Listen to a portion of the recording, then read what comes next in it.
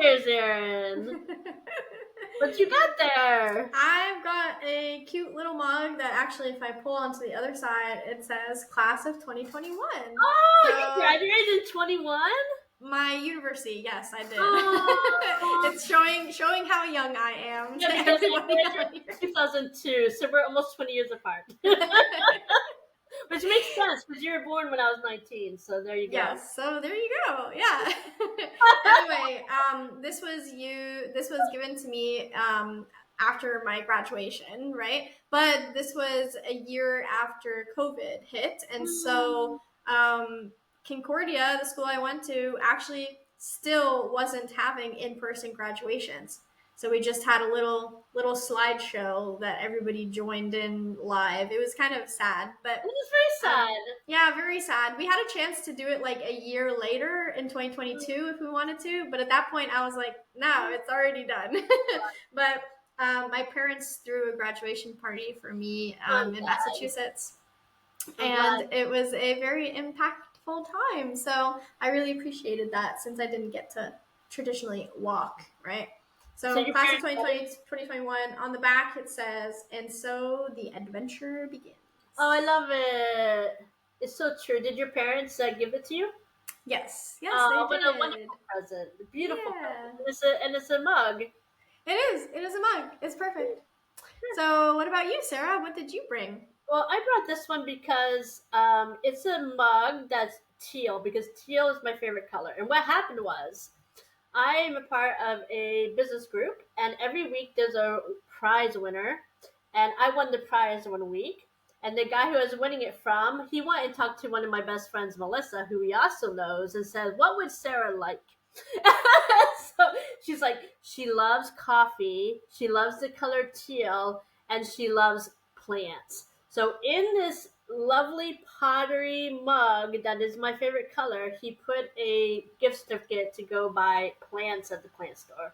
Very cute. I remember you telling me about that. Yeah. Best present ever. And it's real pottery, so you knew that like someone made it by hand, and it has just a little tiny like handle, so you just put one finger in it. It's so soft and lovely. It's like one of my favorites, really. Anyway, it's so funny. There you go. Well, listeners, today we're going to be talking about leadership. So the big takeaway from today is going to be how it's not a title. It's all about inspiration and vision and trust. Mm-hmm. So we're going to delve into that today. Yeah, like what makes a great leader. Those are some ideas, but we're going to look into explore it further, and also leadership styles. Mm-hmm. And we've got 3 vocab words as usual. We've got framework, boils down to, and self-aware. So keep your ears open and jot down those words as you hear them in their context. And also listen to the end, because you're going to find out how you can take a quiz to find out your leadership style. We're going to talk about 5, and we're going to look at which one do you naturally go into. So keep your ears open for that. All right. Are you ready, Sarah? I'm so ready. Your 20 minutes start now.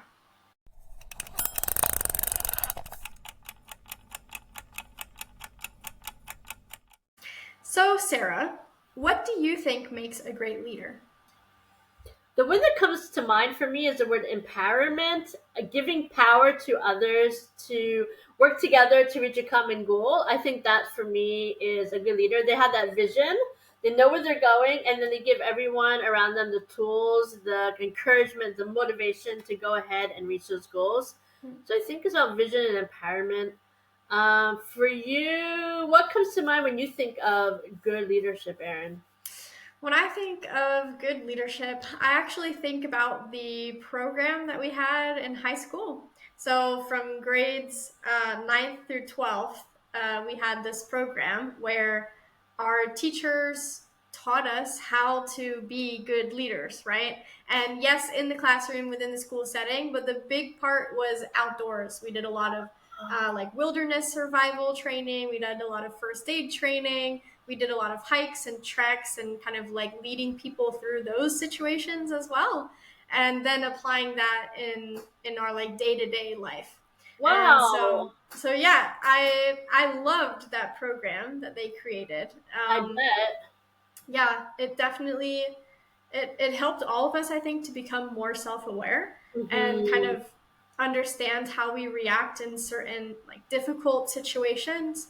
Like we did a lot of camping, like wilderness, all of that stuff, and not like, yes, it was fun, but it wasn't meant to be like, oh, we're just going to like chill and like talk around the campfire. It was meant to be like introspective and putting us in situations that were more challenging than the day to day, so that we could see how we react in those situations and learn how to react better in those situations. So Wow, and that yeah, has truly created like you as a beautiful leader, I think, for verbatim and in your life, in the organizations that you're in, you're part of. You're not just a participant, like letting others decide for you. You're an active participant yeah, and becoming, and that's made you a leader in so many ways.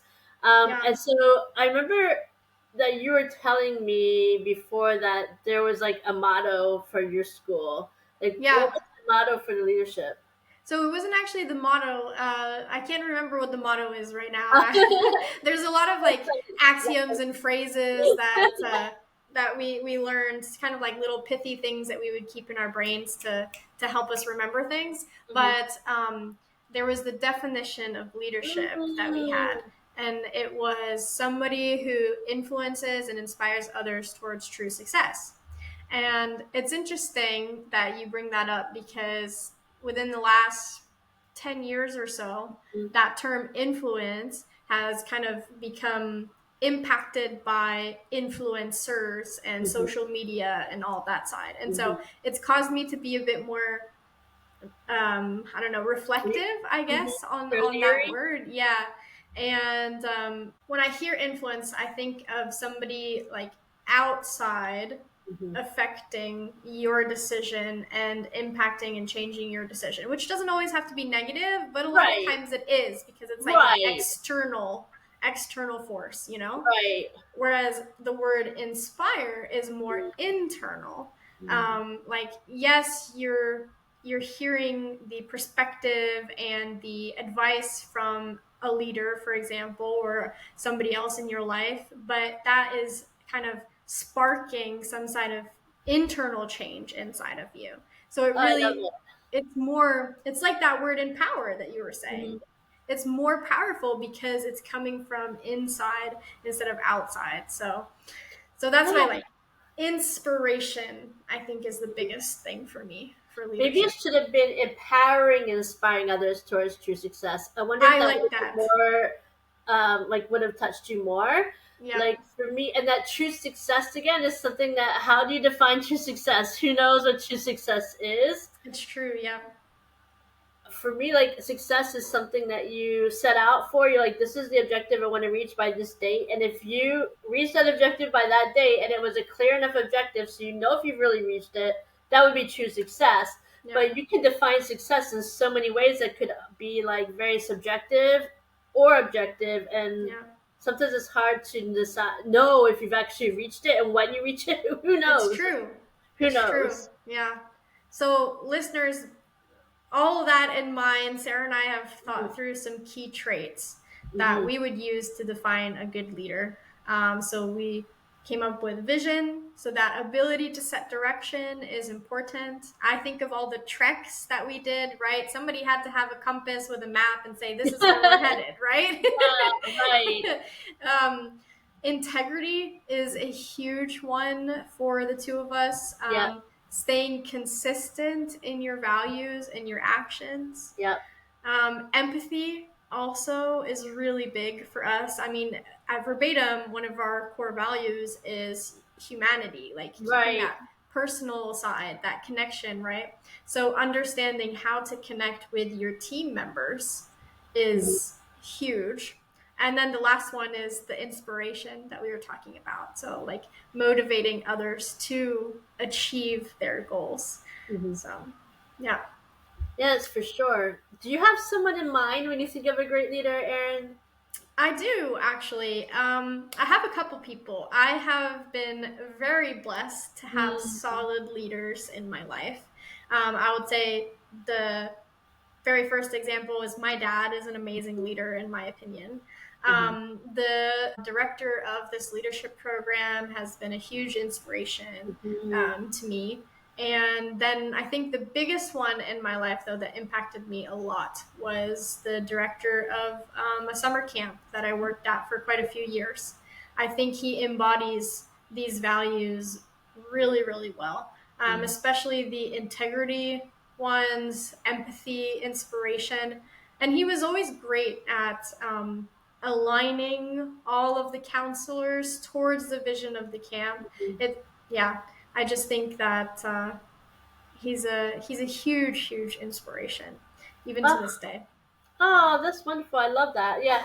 At first, I was thinking in the business world, but you're right. Like the director of the camp I worked at for years, Mm, there's two of them, and those women had a huge impact on my life, and they really brought the camp together. Not only just the campers, but the counselors taking care of us and helping yeah. us stay on, like knowing our objectives and helping us to reach them. Yeah, they were really impactful. Yeah, I like that.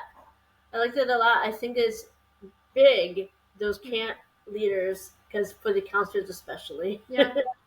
Well, I think also it boils down to trust, like you had Right. mentioned before, right? If you don't trust the person who is leading you, whether it's a camp in a summer camp or in a business or even just like a manager at your job, right? Then there's going to be some problems along the way.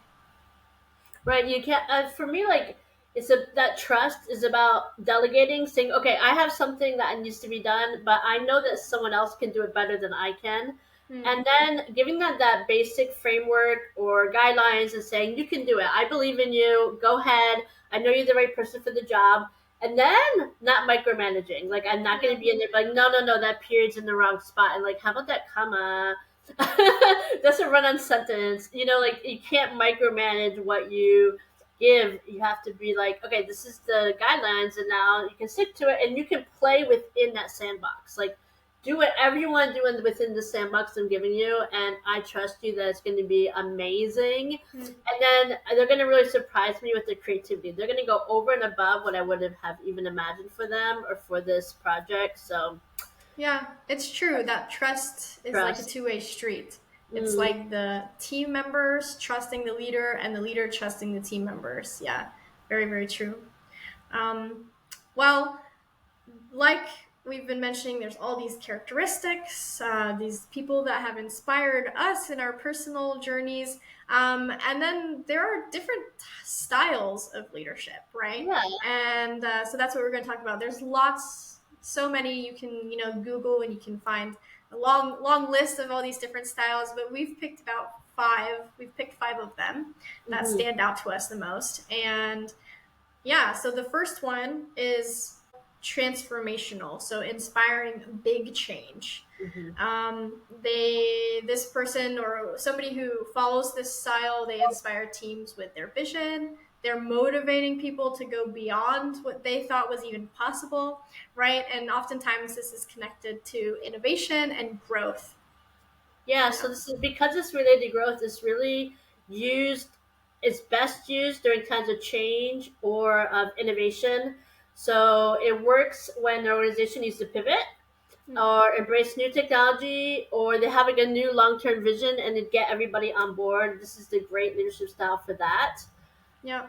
When you bring up those scenarios, it reminds me of what we were like at Verbatim when Catherine and I had joined the team officially as partners. And Sarah, you had to pivot, going from solopreneur to now there's three managing partners, right? And kind of learning what our roles are going to look like in this scenario, and you keeping us focused on our vision Mhm. helped us to stay on track, because otherwise we'd be too focused on the details. Details like payroll and our contracts we had to do, and we're like, let's get Exactly. out of these like to-do lists and let's see what the vision is long term. And when we Right. did that, right? Because those little details are important. We still need to figure out how to do payroll. We still need to sign contracts and like legal, right? But we need to have a set goal in mind, like a set place that we're headed, and then all of those details will make more sense. It's not just doing details for the sake of doing details.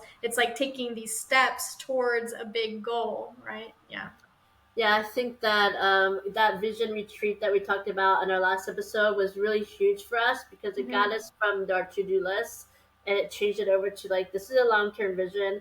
We created it together as a common vision, a shared vision. We're going in the same direction. That just changed everything. It's so much more motivating. But sometimes when people have this style that's for transformational, it seems so like aspirational and abstract that Yeah. sometimes it just becomes a big vision and nobody knows what to do. Like there's no plan in place. Like here, this is where we're going, but with Yeah. no steps to get there, Yeah. it's really unmotivating in the end Yeah. because you're It's like, I true. don't know what I'm doing. I don't. This wasn't. I don't know. It was imposed upon Yeah. me. I don't know what to do with it. So yeah, that could be one of the setbacks. And that leads us to the next one, which is the transactional. So this focuses on the clear structures, clear rewards, and clear consequences in this relationship between leader and team member, right? So it's effective for performance and accountability in structured environments. But to be honest, this is one that I kind of shy away from more often than not. But what's your experience with this one, Sarah? Yeah, I just feel like this one reminds me of like that stick or the carrot. So, and it kind of reminds me of being a child in school. It's good Mm. in routine places. In school is so routine. Like the your schedule goes the same, and Mm-hmm. everything. The day ends and it begins and ends at the same times every day.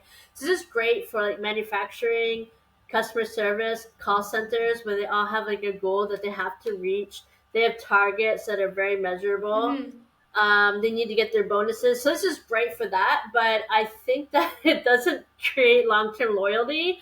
Like whenever you hear about people working in call centers, there usually is a temporary job in between what they really want to do between jobs because it's not a great job. Like all that pressure of meeting quotas. So to me, But it's limited. it could be that the transactional leadership style isn't, I don't know, used to its full potential in situations like that. Hmm. I've never seen it used well, to be No. honest. So uh, I'm interested in kind of seeing that. So listeners, if you have participated or if you've used this style in like let Mhm. us know. Let us know the experience. I think I'd be really interested in learning more about that. Yeah. Um, I think the next style is one that is um, important to both me and Sarah, and that's the servant leadership style. So Yeah. you're focusing on the team growth, Hmm. not just your growth as a leader, but you're prioritizing the team's growth, the well-being, their development, right? And so the leader serves first, and then leads. So what do you think about that one, Sarah? Yeah, I think right away what comes to mind is Christ, the leader, washing his disciples' feet. So they were his followers, and he went down and served them. Mm. And I think that both you and I, coming from a Christian background and with our faith, it's important to us to serve first and then lead. This is great for developing people, for building trust.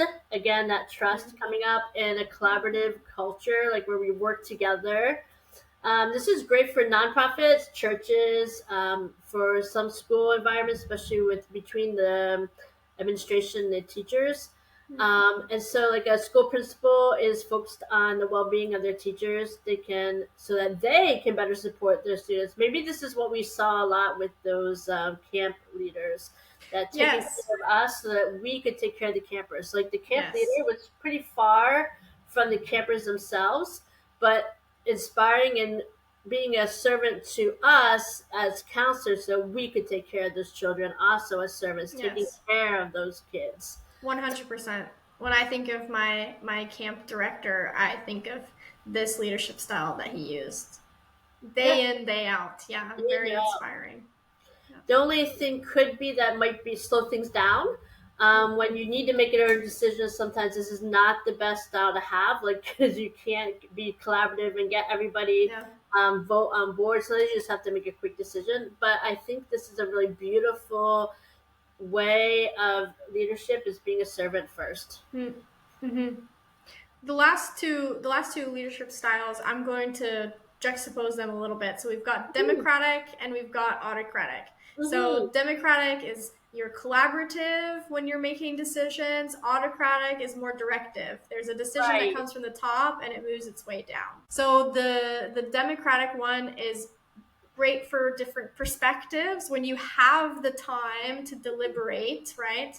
Autocratic, more crisis, right? You're having to make a quick decision or an emergency decision, right? You don't have that time.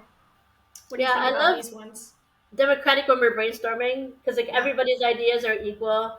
We're making a strategic plan. We're doing it together. So like even for us, every 90 days we make our strategic plan. We do it together Yeah. as democratic. Or solving complex problems. What do you think? What would you do? I have a Yeah. problem. I can you think of a solution that maybe I didn't think of? So it's really great in creative industries, in marketing, in just anything that's related to the arts, project teams or research groups, because you want everyone's ideas to be equal. It's really how we lead our team of coaches where their ideas are equal to ours. And that's why we work with freelancers and not employees so that they're on equal standing with us. But autocratic is kind of fun when you need a decision now. Yeah. So democratic things do take longer. It's the whole point of the democratic societies. We have to vote on things, so things slow down within countries that are not run by a dictator. So autocratic is much more like a dictator in charge, making all those decisions independently. But this is great in a war situation. It's great when things are going badly. And recently, I listened to a podcast about Churchill and how he was a great leader during the war. Hmm. But after the war, he lost his elections because England did not want an autocratic leader anymore who made their decisions quickly. Hmm. It Hmm. just got people got disengaged. They did not react well to that kind of leadership when they weren't in a war anymore. Hmm. It's great for the military. It's great for emergencies, but it's not great for just leading in routine, day to day democratic societies. Hmm. Yeah, it's kind of funny because it makes me think as we're listening to all of these leadership styles that no style is universally better, quote Mm-hmm. unquote, right? And great leaders, they know when to adapt their style to the situation. There are times when you need to use autocratic, and Mm-hmm. there are times when that's the servant leadership is going to impact the team differently, right? And each style can be used in those different situations. And it kind of reminds me we're watching the show Walking Dead right now. So I'm just at the beginning. I'm just kind of beginning the show, and if you haven't seen it, it's like a zombie apocalypse, right? So very Mm-hmm. emergency situation. Exactly. Your brain will be gone. Yeah. And there's two characters, Shane and Rick, at the beginning that have different styles of leadership, and one knows when to adapt and one doesn't know how to adapt, right? And Mhm. so I look at this character Rick, and when I saw him, he was deferring to other people's knowledge because he was new to the situation, right? Even though he was leading, he knew when he needed to follow, and I saw that and I was like, huh, he's a good leader. So it just made me think of that. Yeah, a good leader does know when to follow and Yeah. knows when to go get advice from someone that's wiser and can move the situation. If I remember correctly, in Walking Dead, that Shane, who was very autocratic, who's a dictator of the group, he ends up like totally losing power, right? Yeah, yeah, because it's kind of similar to the Churchill story that you were talking about. Nobody wanted that anymore. They needed Yeah. it in the emergency at the beginning, but once things started to find more of a routine, they wanted somebody who would care about their perspectives. Yeah, and not just lay down the law. It's true. Well, I think I hear that timer counting down. Yeah, I agree. It's time to go. So, listeners, we're wondering which of these leadership styles do you naturally lean toward, and maybe you need to like figure it out because you don't even really know. So, we've actually created a quiz so you can find out which of these five leadership styles you naturally go into when you're in a leadership position, and you can go click on the link that's down in the show notes to take the quiz. And also, don't forget, Did you hear our 3 words that we used in this episode? We had framework, boils down to, and self-aware. So remember, jot them down and keep them handy because we're gonna have a crossword at the end of the season coming soon. Exactly, because actually, our next episode is our last one of the season. And if I remember correctly, this is one of your leaders, Yes, Erin. one of my leaders. My dad is going to come and join our podcast as a guest. So I'm so excited for next Me week. too. I can't wait to meet him. That's wonderful. So, goodbye, adios, au revoir from Quebec City. And signing off from Montreal, in the words of Rick Grimes, we survive by pulling together, not apart.